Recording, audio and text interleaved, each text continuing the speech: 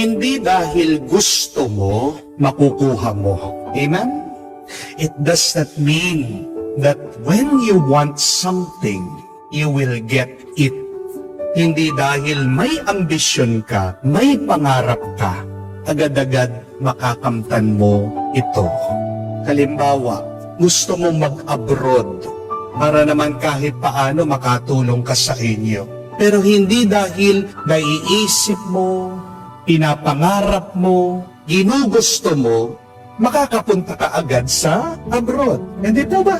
Hindi dahil gustong-gusto mo nang tumino yung iyong asawa, maging tapat siya sa iyo, bumalik yung dati niyong masayang pagsasamahan. Na mangyayari yun. Hindi po ba? Hindi dahil gusto mong gumaling, agad kang gagaling. Yung kagustuhan, yung pangarap, yung ambisyon, isang sangkap lang yan ng tagumpay. Tandaan niyo po, may tatlong sangkap ang tagumpay. There are 3 ingredients in order to be successful in life. 1 is to have a wishbone. 2 is to have a backbone. 3 is to have a funny bone. Wishbone, ibig sabihin, yung iyong pinapanaginip, yung iyong pinapanalangin sa Diyos. Hindi masama ang magkaroon ng ambisyon.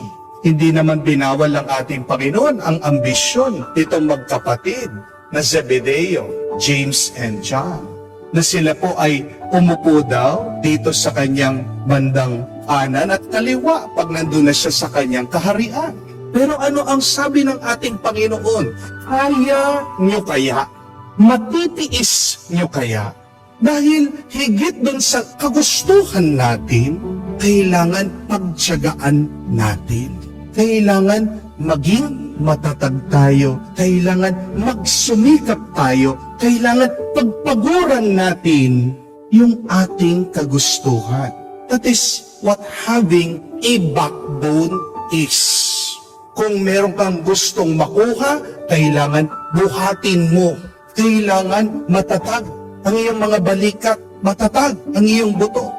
Dahil kung gusto mo lang ang isang bagay, pero hindi mo pinagpapaguran, nananaginip ka lang. Tandaan niyo po yan. You only have wishful thinking. You are only dreaming when you want something and yet you do not work for it. Having a backbone means you learn to persevere. You learn to be patient in suffering.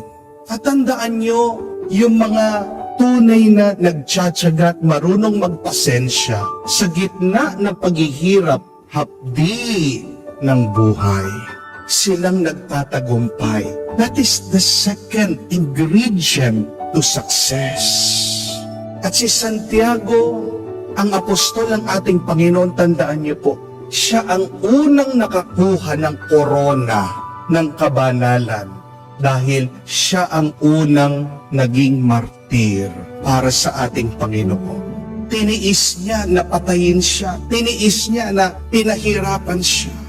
Hindi lang niya ginusto na malapit sa ating Panginoon, pinatunayan pa niya. The question is, can you prove that you really want it?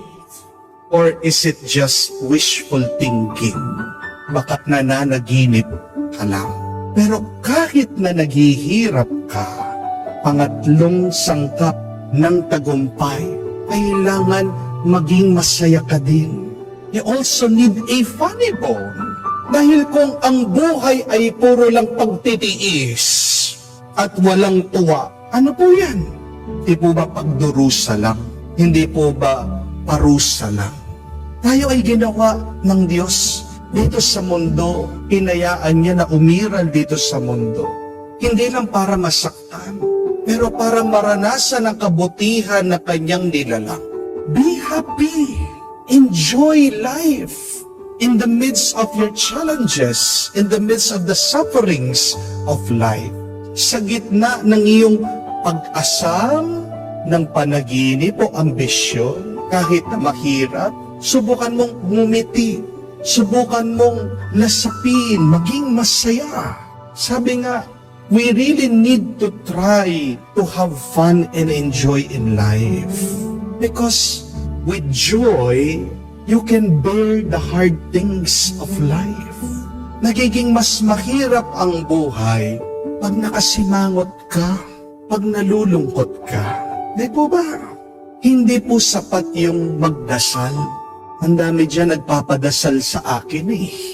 Pero ang tanong, pagkatapos mong magdasal, anong ginawa mo? Kailangan huwag kang tumigil na mangarap. Pero dapat pagpaguran mo, persevere. At habang nagpapagod ka, nagtitiis ka, mag-enjoy ka, maging masaya ka. Mga sangkap lang po yan. Kahit naman meron kang mga ingredients, anong kailangan mong gawin para makain yan? Kailangan mong paluto sa cook, sa marunong magluto.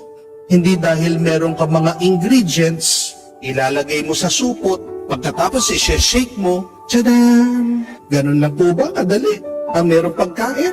Hindi po, may proseso yan. At kung hindi marunong ang nagluluto, pangit ang lasa. Sinong may karunungan, sinong may kaalaman, para pagdugtudugtungin, para mahalo ng mabuti itong mga sangkap para sa tagumpay ng ating buhay? Ang Diyos lang. Kaya nga, pagkatapos mong magkaroon ng pangarap, pagkatapos mong pagpaguran at masaya ka na ginagawa ito, huwag mong kalimutan na ipahawak mo naman sa Diyos. Because unless God blesses your dreams, your effort, your life, you will never be fruitful. You will never be successful.